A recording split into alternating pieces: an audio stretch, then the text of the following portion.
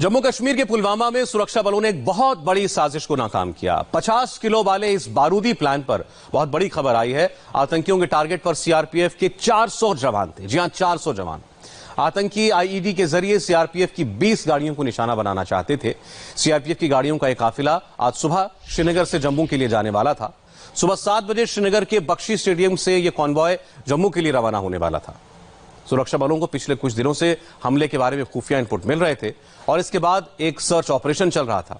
नाकेबंदी के दौरान 50 किलो आईईडी से लदी कार ट्रेस की गई और पुलवामा पार्ट 2 दोहराने की साजिश थी। 14 महीने पहले सीआरपीएफ की बस को उड़ाने के लिए 20 किलो की आईईडी का इस्तेमाल हुआ था। इस बार सोचिए 50 किलो बारूद की आईईडी की तैयारी थी। आप अंदाजा लगा सकते हैं इसी से कि कितनी बड़ी और खौफनाक साजिश थी। और सबसे बड़ी बात है कि आज सीआरपीएफ के काफिले में जवानों के साथ बड़े बड़े अफसर भी जम्मू जाने वाले थे। सुरक्षा बलों की मुस्तैदी की वजह से यह हमला टल गया। रात को गाड़ी ट्रेस हो गई। रात में पूरा इलाका खाली करा लिया गया। सुबह 6 बजे कंट्रोल ब्लास्ट किया गया। सिर्फ 90 मिनट में पूरा मलबा भी समेट लिया गया और रास्ता क्लियर कर दिया गया। धमाके की तस्वीरें आप देख रहे हैं और आप सोचिए कि खुदा न खास्ता ये धमाका अगर उस कॉन्वॉय के साथ किसी गाड़ी से टकराकर होता तो कितनी जाने जा सकती थी। ये तो सुरक्षा बलों की मुस्तैदी थी, उनकी चौकसी थी कि इस गाड़ी को पहले ही पकड़ लिया गया। ये देखिए गाड़ी की तस्वीरें हैं और ब्लास्ट के बाद तो इसके परखच्चे उड़ गए। ये देखिए इसके अंदर एक ड्रम रखा हुआ दिख रहा है आपको। कार की पिछली सीट पर एक ड्रम रखा हुआ है। इसके अंदर 50 किलो विस्फोटक था। 50 किलो विस्फोटक इस ड्रम के अंदर था। फिर एक तुलना करना चाहते हैं, पिछले साल जो हमला हुआ था उसमें 20 किलो विस्फोटक का इस्तेमाल हुआ था। 40 लोगों की जान गई थी। जम्मू कश्मीर पुलिस के आईजी विजय कुमार ने खुलासा किया कि इस साजिश के पीछे जैश ए मोहम्मद और हिजबुल मुजाहिदीन के आतंकियों का हाथ था। आतंकियों के टारगेट पर सुरक्षा बलों की गाड़ियां थीं और साफ है कि 14 महीने पहले हुए पुलवामा हमले की तरह एक बार फिर अटैक का प्लान था। पुलवामा पुलिस को पिछले वीक से लगातार खबर आ रहा था कि मिलिटेंट्स जैश मोहम्मद और एचएम मिलकर एक सुसाइडल अटैक करने वाला है और एक सेंट्रो कार लिया है, उसमें आईडी भर के एनी टाइम अटैक कर सकता है। तो कल दिन में और मैच्योर हो गया था और उसको और डेवलप करके कल शाम में पुलवामा पुलिस ने आर्मी, सीआरपीएफ और एसओजी पार्टी का डिफरेंट नाका लगाया और आए गुण में जब उसी गाड़ी में जिसका खबर था, जब नाका पार्टी के पास आया तो हमारे फोर्स ने वार्निंग फायर दिया। वार्निंग फायर करने के बाद मिलिटेंट गाड़ी घुमा के वहाँ से भागा। अगला नाका पार्टी भी उस पर फायरिंग किया, वार्निंग फायरिंग किया। तो उस जगह मिलिटेंट चूँकि अंधेरा था, गाड़ी को छोड़ के वहाँ से भाग गया और आज मॉर्निंग में अपना बीटी स्क्वाड गया। जब उसने देखा कि इसमें आईडी एक्सप्लोसिव लोडेड व्हीकल है तो हमारी टीम वहाँ जाके उसमें आर्मी, सीआरपी, पुलिस की टीम जाके उसको पूरे टेक्निकल ढंग से इसको डिफीट किया और इस ढंग से पुलवामा पुलिस ने सिक्योरिटी फोर्स के मदद से इस बहुत बड़े हादसा होने से रोक लिया। तो बाहर से भी एक्सपर्ट टीम को बुला रहे हैं। पहले हम लोग देखते हैं जो हम लोग का प्राइमरी जो अभी मिल रहा है खबर, उसमें ये नाइट्रेट सॉल्ट, यूरिया नाइट्रेट और नाइट्रोग्लिसरीन को यूज किया है। लेकिन लगभग इसका वेट जो पहले मॉर्निंग में बोला था कि शायद 25 kg होगा, लेकिन जो एक्सप्लोसिव का जो डेबरी करीब 50 मीटर एक्सप्लोसिव का जो डेबरी करीब 50 मीटर ऊपर गया है, उससे लग रहा है कि 40 से 45 kg ऊपर गया है। उससे लग रहा है कि 40 से 45 kg एक्सप्लोसिव होगा। और अभी इंडिया टीवी के संवाददाता मंजूर मीर ने इसी स्पॉट से एक रिपोर्ट भेजी है जहां पर यह आईडी विस्फोट हुआ। हम इस वक्त पुलवामा के राजपुरा के उसी स्पॉट पर मौजूद है जहां पर आज सुबह 7:05 पर एक सेंट्रो कार में आईईडी डिफ्यूज किया गया। धमाका इतना ज़ोरदार था कि उसकी आवाज़ करीबन 5 किलोमीटर दूर तक सुनाई दी गई। ये वो स्पॉट है जहां पर उस गाड़ी को पार्क किया गया था और जैसे ही सुरक्षा बलों को ये जानकारी मिली कि आईडी से बड़ी कार यहाँ पर पार्क की गई है तो इस पूरे एरिया को जो है घेर लिया गया। उसके बाद बम स्क्वाड को बुलाया गया और इसमें रखा गया बारूद जो है वो डिफ्यूज़ कर दिया गया। धमाके की आवाज़ करीबन 5 किलोमीटर दूर तक सुनाई दी गई और धमाका इतना पावरफुल था के आसपास के मकानों की तस्वीरों को देखकर आप अंदाज़ा लगा सकते हैं। ये तस्वीरें आप देख सकते हैं, इस मकान की दीवार जो है वो ताश के पत्तों की तरह ज़मीन पर बिखर चुकी है। मकान का कोई भी हिस्सा जो है वो सामान्य नहीं दिखाई दे रहा है। खिड़कियां जो है वो पूरी तरह से टूट चुकी है। पेड़ जो है वो ज़मीन पर आ गए हैं। यानी कि 40 से 45 केजी जो है बारूद इसमें रखा गया था, जो सिक्योरिटी फोर्सेस की कॉन्वॉय या सिक्योरिटी फोर्सेस के किसी बड़े कैंप को निशाना बनाने के लिए रखा गया था। हालांकि पुलिस का मानना है कि 17 रमज़ान जो जंग बदर का दिन था, तब से ही जो है सिक्योरिटी फोर्सेस के राडार पर ये लोग थे, क्योंकि इन्होंने पहले से ही ये प्लानिंग बना ली थी कि एक बहुत बड़े हमले को अंजाम दिया जाएगा। ये आप देख सकते हैं यहाँ पर कार के कुछ हिस्से जो है वो दिखाई दे रहे हैं। हालांकि कार का इंजन वगैरह जो है वो सिक्योरिटी फोर्सेस अपने साथ लेके गई है, लेकिन कुछ मलबा यहाँ पर दिखाई दे रहा है कि इस मलबे को देखकर आप अंदाज़ा लगा सकते हैं कि ये ब्लास्ट जो था वो कितना पावरफुल ब्लास्ट था। दूर दूर तक जहाँ तक भी आपकी इस इलाके में नज़र जाएगी, आपको ना तो पेड़ दिखाई देंगे और ना ही जो दीवार जो टीन की बनी हुई थी वो ताश के पत्तों की तरह यहाँ पर दिखाई दे रही है। करीबन 3 किलोमीटर के एक ऐसे ही एरिया में इसी तरह की तस्वीर जो है यहाँ पर देखने को मिल रही है। निसंदेह ही जिस तरह से सुरक्षा बलों को ये सूचना मिली थी कि मिलिटेंट्स एक बहुत बड़ी योजना बना चुके हैं, वो सिक्योरिटी फोर्सेस या फिर कॉन्वॉय को जो है निशाना बना सकते हैं, तब से ही ये मिलिटेंट्स लगातार सिक्योरिटी फोर्सेस के राडार पर थे। हालांकि माना जा रहा है कि जैश ए मोहम्मद, लश्कर तैयबा और हिजबुल मुजाहिदीन ने मिलकर ये प्लानिंग की थी, जिसमें पाकिस्तान के वलीद भाई का नाम सामने आ रहा है, जिन्होंने ये सारी प्लानिंग बना ली थी कि आईडी कैसे रखना है, गाड़ी में किस जगह पर टारगेट करना है। ये सारी उनकी प्लानिंग थी। जबकि वलीद भाई के साथ साथ एक और नाम आदिल का आ रहा है, जबकि तीसरे की पहचान अभी नहीं हो पाई है, ये पुलिस का दावा है। लेकिन निस्संदेह ही इस जगह पर इस कार का मिलना सुरक्षा बलों के लिए एक बहुत बड़ी कामयाबी है, क्योंकि अगर ये धमाका सिक्योरिटी फोर्सेस के किसी कैंप या किसी कॉन्वॉय में हो जाता, ये सुरक्षा बलों के लिए एक बहुत बड़ा नुकसान साबित हो सकता था। लेकिन सुरक्षा बलों ने इस बहुत बड़े हमले को जो है होने से टाल दिया है, और माना जा रहा है कि इस तरह का हमला पुलवामा तर्ज पर दूसरा हमला था जो मिलिटेंटों ने योजना बना ली थी। लेकिन उनकी ये कोशिश जो है इस हमले को अंजाम देने से पहले ही नाकाम तब हो चुकी, जब कल रात करीबन 8:30 बजे के आसपास मिलिटेंट्स राजपुरा के इलाके में देखे गए और पुलिस के मुताबिक उन्होंने 2 नाके क्रॉस किए। उन्हें रुकने का इशारा दिया गया, कुछ गोलियां भी चली, लेकिन वो नहीं रुके। उसके बाद उन्होंने अपनी कार इस जगह पर पार्क की और वो अंधेरे का फ़ायदा उठाकर फरार होने में कामयाब हो गए। और आज सुबह जो है 7:05 पर इस जगह पर वो गाड़ी मिली और एक बहुत बड़े हादसे को होने से टाल दिया गया। निस्संदेह ही ये जम्मू कश्मीर पुलिस और बाकी सुरक्षा एजेंसियों के लिए एक बहुत बड़ी कामयाबी मानी जा रही है। कैमरामैन मोहम्मद असलम के साथ में मंजूर मीर, इंडिया टीवी, पुलवामा। अब आपको हम ब्लास्ट के चश्मदीद की जुबानी सुनाते हैं कि वहां क्या हुआ। ये वो शख्स हैं जिसके मकान के आगे आतंकी इस गाड़ी को रखकर चले गए। जब हम खाना खाते हैं तो हमने थोड़ा फायरिंग सुनी। फायरिंग के बाद तकरीबन 15-20 मिनट हो गया, ये टास्क फोर्स आ गया।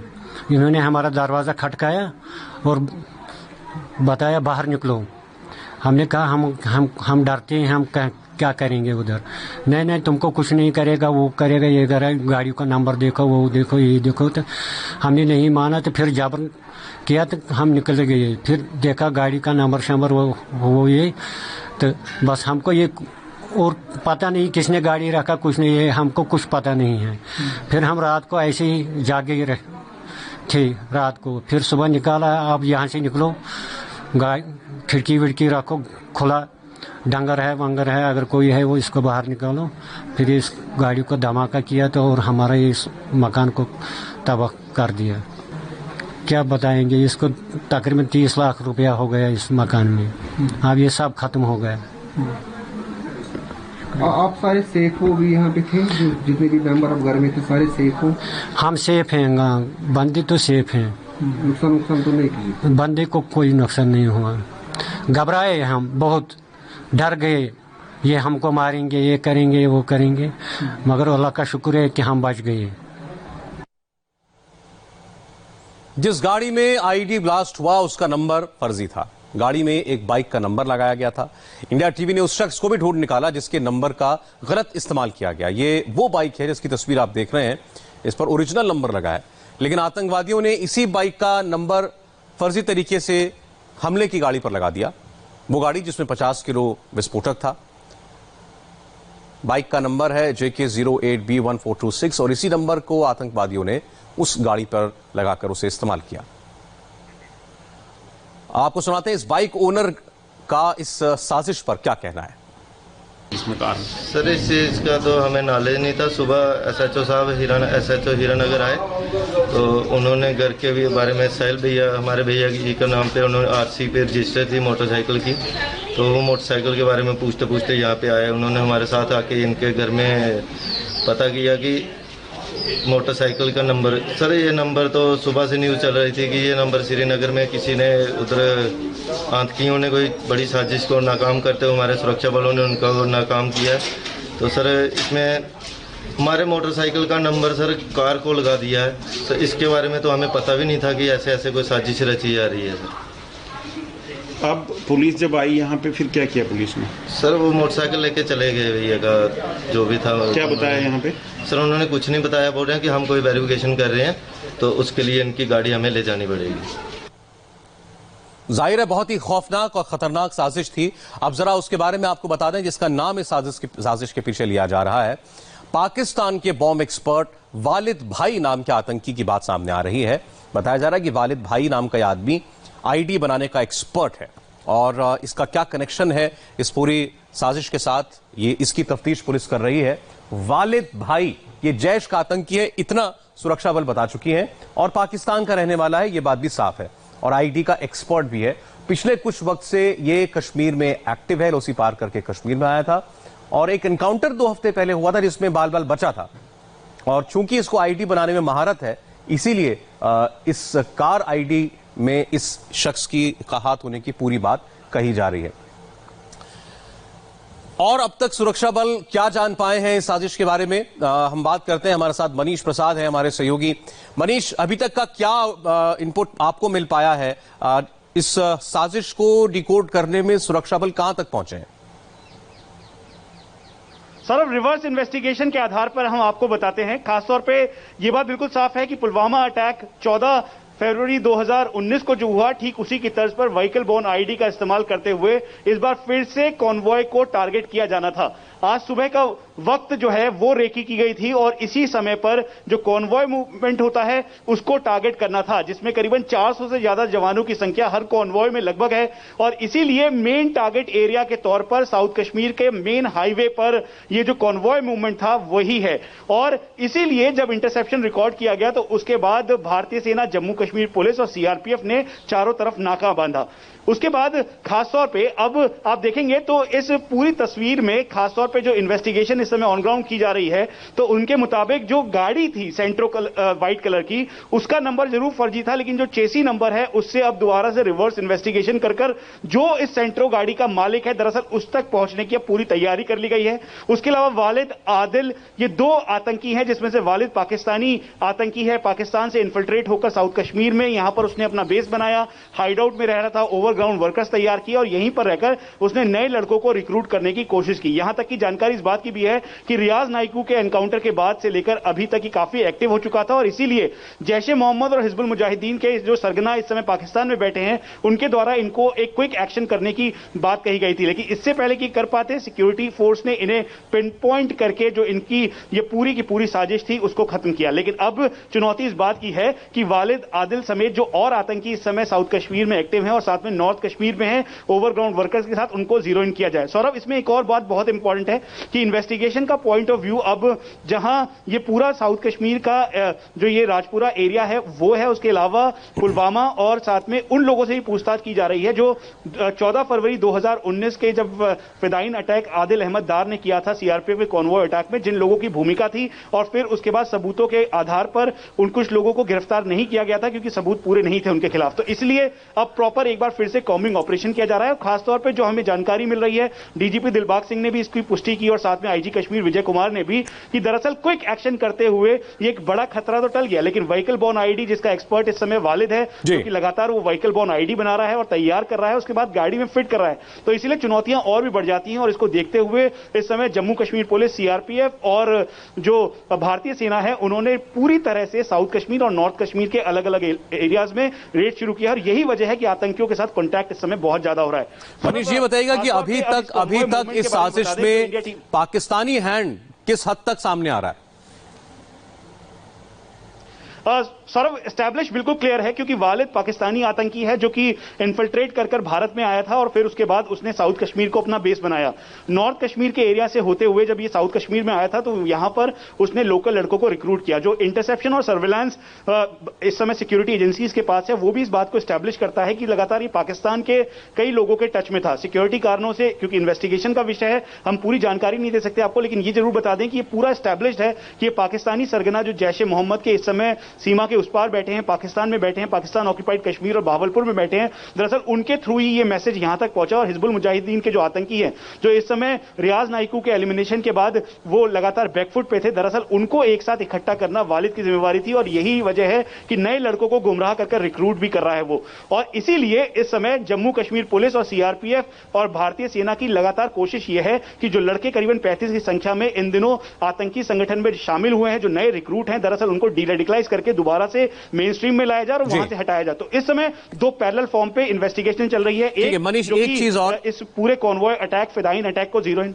जी, एक चीज और, चूंकि तस्वीर चल रही है जब आप बता रहे हैं सारी बातें, बहुत जबरदस्त धमाका हुआ है। ये तो कंट्रोल्ड ब्लास्ट था, आसपास लोगों को हटा लिया गया, जरूर वहां किसी घर को नुकसान पहुंचा है, वहां कुछ आसपास और चीजों को नुकसान पहुंचा होगा, लेकिन जो पुलवामा अटैक पिछले साल हुआ था जिसमें 40 लोगों की जान गई थी, उसमें बताया जा रहा है 20 kg एक्सप्लोजिव था और यहां 45 किलो एक्सप्लोजिव था, यानी उससे दुगनी ज्यादा मारक क्षमता होती है इस बम की। सौरभ, एक बात बिल्कुल आप समझ लीजिए, 14 फरवरी 2019 यानी पुलवामा अटैक, वहां पर जो इस्तेमाल किया गया था वो आरडीएक्स था। जब वो एक्सप्लोजिव हुआ, क्योंकि रनिंग कार थी और रनिंग कार के साथ साथ उसका इंपैक्ट काफी हाई था, इसीलिए जो कॉन्वॉय में गाड़ी नंबर 4, 5, 6 थी उसके ऊपर हिट हुआ और 45 सीआरपीएफ के जवान शहीद हुए। इस बार ये जो सेंट्रो गाड़ी है जिसका पूरा नंबर प्लेट फर्जी था, कठुआ के एक व्यक्ति हैं, उनकी हीरो होंडा बाइक का नंबर था JK08B1462। दरअसल ये जो नंबर है, इस गाड़ी को जब पूरी तरीके से व्हीकल बोर्न आईडी के फॉर्म में किया गया तो इसमें अमोनियम नाइट्रेट और नाइट्रोग्लिसराइड का इस्तेमाल किया गया और इसे एक्सप्लोजिव को इस तरीके से तैयार किया गया 5 kg का ये एक्सप्लोजिव पूरी तरह से पीछे की जो सीट है उस पर रहे, जो नीला कंटेनर आपको दिखाई दे रहा है सौरभ, उसी के अंदर इसको एक्सप्लोजिव को तैयार किया गया, इंटेक्ट किया गया, ताकि जब कोलिजन हो तो इसका इंपैक्ट और ज्यादा हो। और जो बैलिस्टिक एक्सपर्ट्स और साथ में जो एक्सप्लोजिव एक्सपर्ट्स हैं उनसे हमारी बात हुई, जो भारतीय सेना के बीडीएस स्क्वाड में है, उनका ये कहना है कि ये जो रेंज है करीबन 60 to 70 मीटर्स की हाइट तक ऊपर गया है। इसका मतलब बिल्कुल साफ है कि एक्सप्लोजिव की मात्रा बहुत ज्यादा थी और ये बिल्कुल सोचे समझे तरीके से किया गया था ताकि ज्यादा से ज्यादा नुकसान सिक्योरिटी फोर्सेस को हो सके, क्योंकि दबाव इस समय पाकिस्तान से इनके ऊपर बहुत ज्यादा था कि ये कुछ करें, लेकिन सिक्योरिटी फोर्सेस की लगातार मुस्तैदी की वजह से इंटेलिजेंस थी, इंटेलिजेंस इनपुट था, उस इंटेलिजेंस इनपुट की बिना पर नाकेबंदी थी, तो आप कह सकते हैं कि सुरक्षा बलों ने बहुत कामयाबी के साथ, दक्षता के साथ इस कार्रवाई को अंजाम दिया है और बहुत सारी जानें बची हैं। बहुत बहुत शुक्रिया मनीष आपका। आगे बढ़ेंगे अब खबर मुंबई से, जहां आज भी मजदूरों का इंतजार खत्म नहीं हुआ। धारावी और वसई में कतारों में खड़े मजदूर